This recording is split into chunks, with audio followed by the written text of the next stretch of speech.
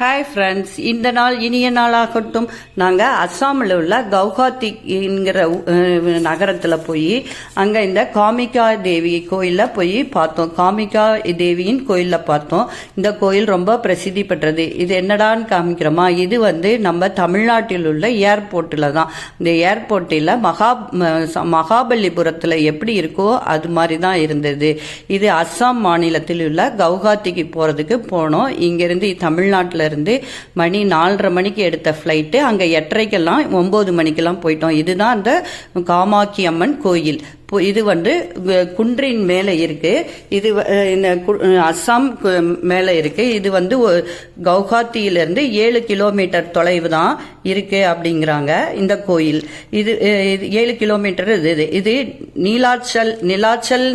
நீலாச்சல் மலை மீது உள்ளது அப்படிங்கிறாங்க. இது தாந்திரியத்தின் வழிபாடு முறையை மிகவும் சிறந்தது அப்படிங்கிறாங்க. இது பாருங்களேன், அங்க அந்த கடை தெருவுக்கெல்லாம் இந்த மாதிரி கிடுக்குறாங்க. இந்த சிவப்பு கலர் துணி நம்ம தலையில கட்டிட்டு இந்த கோயிலுக்கு போறாங்க. எதுக்கு அதுக்கு கட்டிக்கிறாங்க அப்படின்னா, அவ்வளோ பிரசித்தி பெற்றது. நம்ம என்ன வேண்டுதல் நிறைவேறும்னு தெரிஞ்சா அந்த முடிச்சு அவுக்காம இருக்குமா. அந்த வேண்டுதல் நம்மளுக்கு நிறைவேறாது என்று தெரிஞ்சா அந்த முடிச்சுக்கள் நம் தலையிலிருந்து அவிழ்ந்து விடும் அப்படின்னு சொல்றாங்க.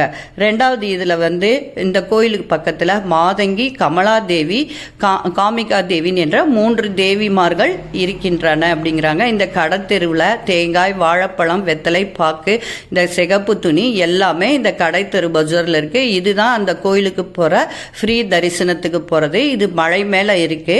அங்க போய் சாமி கும்பிடணும். இங்க பாருங்க, தேங்காய், வாழைப்பழம் அவங்களே கொடுக்குறாங்க. இதுதாங்க அந்த காமிகா அம்மனின் கோயில். இது கருங்கல்லால் கட்டப்பட்ட கோயில். இதுதான் ரொம்ப பிரசித்தி பெற்றது. நாங்க போகிற அன்னைக்கு ஏகப்பட்ட கூட்டம். இது நேர்த்திக்கடன் கொடுக்கறதுக்காக இது வச்சிருக்காங்க. புறா, ஆடு, எருமை மாடு. இது விளக்கேற்றும் போது எருமை மாடு, கரும்பு, பூசணிக்காய், இந்த 5 பொருட்களையும் பலிபீடமாக கொடுக்குறாங்க. இது பலி கொடுக்குற இடம்னவே இது சொல்றாங்க. இந்த கோயில் கருங்கல்லால கட்டப்பட்டது அப்படின்னு சொல்லிட்டு இருக்காங்க. இது இயற்கை படைப்பு சக்தியை கொண்டது. அதாவது அண்டத்தில் உள்ளது போலதான் பிண்டத்தில் உள்ளது என்று கூறுகிறார். அதாவது இங்க 51 சக்தி பீடத்தில் அம்மனின் கோயில் தான் இது. அதாவது அம்மனின் பெண்ணுறுப்பான யோனி விழுந்த இடம் அப்படின்னு இந்த கோயில் இருக்கு. இது ரொம்ப மிகவும் பிரசித்தி பெற்ற கோயில் ஆகும். இது வியக்கத்தக்க ஆன்மீக ரகசியங்கள் இங்க நிறைய உள்ளது அப்படிங்கிறாங்க. ஒரு பெண்ணின், அதாவது பிரபஞ்சத்தில் இயக்கமே ஒரு பெண்ணின் உயிர் சுழற்சி அடங்கியது. இத்தலம் உலகுக்கு உணர்த்துகிறது அப்படின்னு சொல்றாங்க. இந்த தலத்துல அவ்வளோ ஃபேமஸான தலமாகும். இது கருங்கல்லாலானதான் கட்டப்பட்டிருக்காங்க. இதுக்கு பல ஐதீக கதைகள் எல்லாம் இருக்கு. இங்க டிக்கெட் கவுண்டர் இருக்கு. டிக்கெட் கவுண்டர்ல 501 ரூபாய் கட்டி டிக்கெட் கவுண்டர்ல போனா 3 மணி நேரத்துல சாமி தரிசனம் பண்ணலாம்.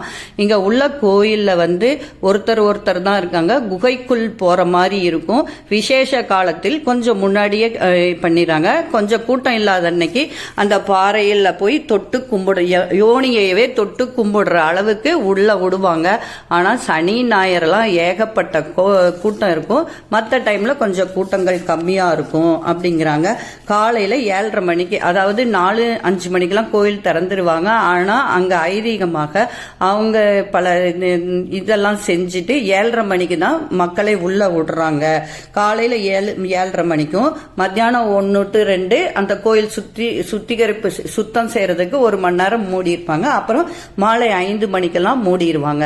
ஏன்னா இது சூரியன் உதயமாறுது 4:30க்கெல்லாம் உதயமாகி விட்டுருது.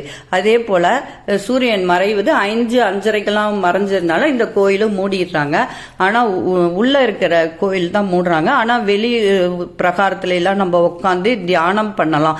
இங்க தியானம் பண்றது அவ்வளோ சக்தி வாய்ந்தது. இந்த மலையை சுற்றி எங்க வேண்டாலும் அமர்ந்து தியானம் பண்ணனா நம்ம கோரிக்கைகள் நிறைவேற்றப்படும் அப்படிங்கிறாங்க. இது அம்பிகை தன் தோழிகளோட அழகா ஆடி பாடி விளையாடு கொண்டு இருக்கும் பொழுது நரகாசுரன் அம்மனை பார்த்து அழகில் மயங்கி அம்மனிடமே சென்று நான் உன்னை திருமணம் செய்து கொள்கின்றேன் என்று கூறுகிறார். உடனே அம்மனும் இந்த அரக்கனிடமிருந்து விடுபடுவதற்காக ஒரு சின்ன தந்திரம் செய்தாலாம். என்ன தந்திரம்னா, காலையில விடியறதுக்குள்ள இந்த கோயிலை நீ கட்டி முடிச்சேன்னா நான் உன்னை திருமணம் செய்து கொள்கிறேன் அப்படிங்கிறான். சரி, நரகாசுரனும் கட்டுறாராம். திடீர்னு அம்மன் விடுகின்ற மாதிரி சூரியனை உதயமாக்கிறனால ஐயோ நம்ம சொன்ன வரத்தை நிறைவேற்ற முடியலன்னு சொல்லிட்டு நரகாசுரன் சென்று விடுகிறான். இந்த கோயிலை பாதியிலேயே விட்டுட்டு போயிடுவாராமா. அப்புறம் தான் வந்த மன்னர்கள் இந்த கோயிலை நிவர்த்தி செஞ்சிருக்காங்க அப்படிங்கிறாங்க. அங்க விளையுது. இதுதாங்க துங்கபத்ரா நதி. இந்த துங்கபத்ரா நதி என்னன்னா மிகவும் விசேஷமானது. ஜூன் 23, 24, 25 இந்த துங்கபத்ரா பூரா ரெட் கலரா மாறிடுமா. என்ன அப்படின்னா, அம்மனுக்கு மாதவிடாய் நாட்கள் வருமா. அந்த 3 நாட்கள் கோயிலே மூடிடுவாங்களாம். இந்த துங்கபத்ரா நதி பூராமே ரத்த கலரா இருக்குமாமா. என்ன அப்படின்னா, அந்த 3 நாட்கள்ல அம்புபாச்சி மேளா அப்படின்னு கொண்டாடுறாங்க. ஜூன் 23, 24, 25 இந்த 25வது மறுநாள் கோயிலை திறக்கும் போது கோயில் மூடுவதற்கு முன்னேவே அம்மனுக்கு ஒரு வெள்ளை துணியால் மூடி வச்சிருப்பாங்களாம் அந்த யோனிய. 3வது நாள் பார்க்கும்போது அந்த யோனி ஃபுல்லாவே ரத்தமா இருக்குமா, ரத்த கரையா இருக்குமா. அதையும் சின்ன சின்னதாக கட் பண்ணி கோயிலுக்கு வருவதற்கு பிரசாதமாக கொடுப்பாங்க. அதே போல இந்த தீர்த்தத்தை உண்டால் நம்ம நோய் நொடியெல்லாம் தீர்ந்து விடுங்கிறாங்க. புத்திரபாகியம் இல்லாதவங்க இந்த தீர்த்தத்தை வாங்கி கொடுத்தா புத்திரபாகிய பலன் கிடைக்கும்.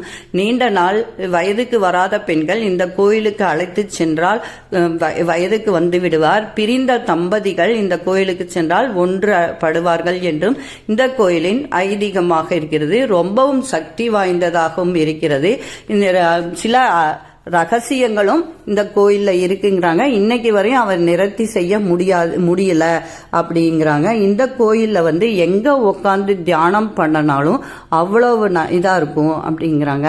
சசிதேவி தன் அப்பாவிடம் கோவித்து கொண்டு தன்னை நெருப்பாக்கி கொள்ளலாம். இதை பரமசிவன் பார்த்து அந்த நெருப்பு துண்டங்கள் பிண்டத்தை எடுத்து உத்தரத்தாண்டவம் ஆடுவாராம். உத்தரத்தாண்டவம் ஆடும்போது உலகமே நடுநடுங்கிறதான். உடனே விஷ்ணுவிடம் எல்லாரும் போய் சரணடைஞ்சவன விஷ்ணு தன் சக்கரத்தால பரமசிவன் கையில் இருந்த பிண்டத்தை இது பண்ணுவாராம், நசுக்குவாராம். அப்ப 51 இடத்துல ஒவ்வொரு உறுப்பா அம்மனோட ஒவ்வொரு உறுப்பும் விழுந்துடுமா. அந்த ஒரு உறுப்பான பெண் உறுப்பான யோனி விழுந்த இடம்தான் இந்த கோயில் அப்படிங்கிறாங்க. அதனாலதான் இது சக்தியாகவும் இருக்கிறது. அதாவது பிறப்பிலேயே கிடைக்கும் உயிரினத்திற்கு மிகுந்த உயர்ந்த இடமாக இந்த கோயில் நினைக்கிறாங்க ஃப்ரெண்ட்ஸ். நாங்களும் சென்று பார்த்து வேண்டிக் கொண்டு வந்தோம்.